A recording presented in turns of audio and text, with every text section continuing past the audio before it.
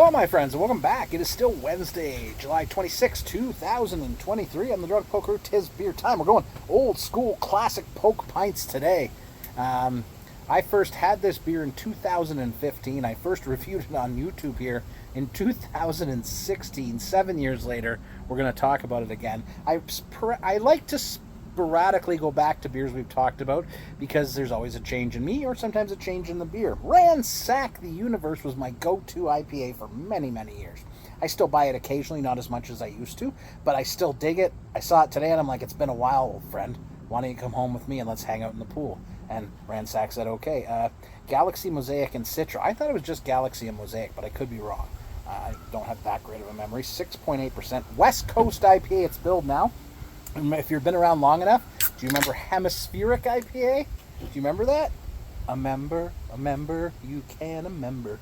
Get your member berries out. I remember back when IPAs were clear. Nah.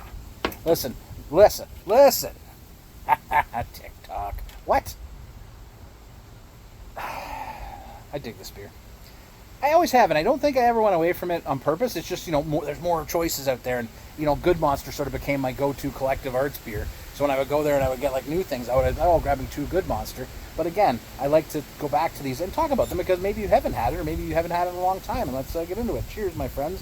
Welcome back to an old friend. Ooh, long-time friend. Cheers.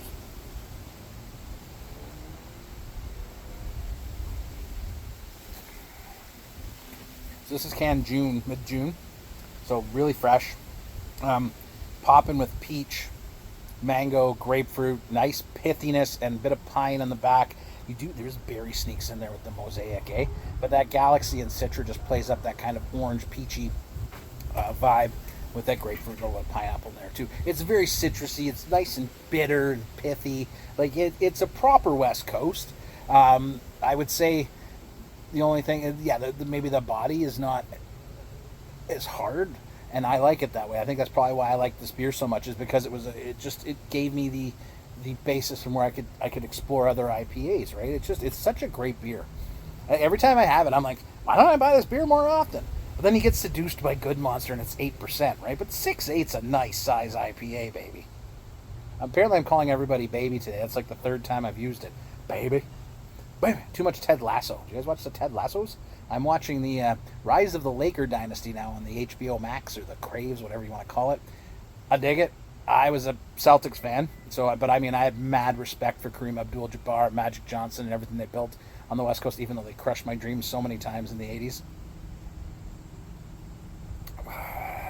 So, again, I like to revisit these old beers. I don't mean old. I mean, beers that have been around my orbit for many years, speaking of universe, right? And this is one of them. And I like to once every other year, just to kind of bring them out again and talk about them, to remind myself how much I enjoy them. And again, like I said, to remind you, maybe it's one you haven't had in a while. We've had some very good look backs today and look forwards. And as long as Ransack continues to maintain its high level of excellence, I see no reason why I wouldn't continue to drink it, right? It's one of those beers that just falls into the fridge every once in a while, and you drink it, and you don't think about it as much, and maybe I don't talk about it, and that's okay, right? I can't talk about every beer I drink. That'd be insanity, because, I'd be talking all night long. But still, this one, clear beer, made right here. Ransack the Universe, always in my heart, boo. Always in my heart. Cheers.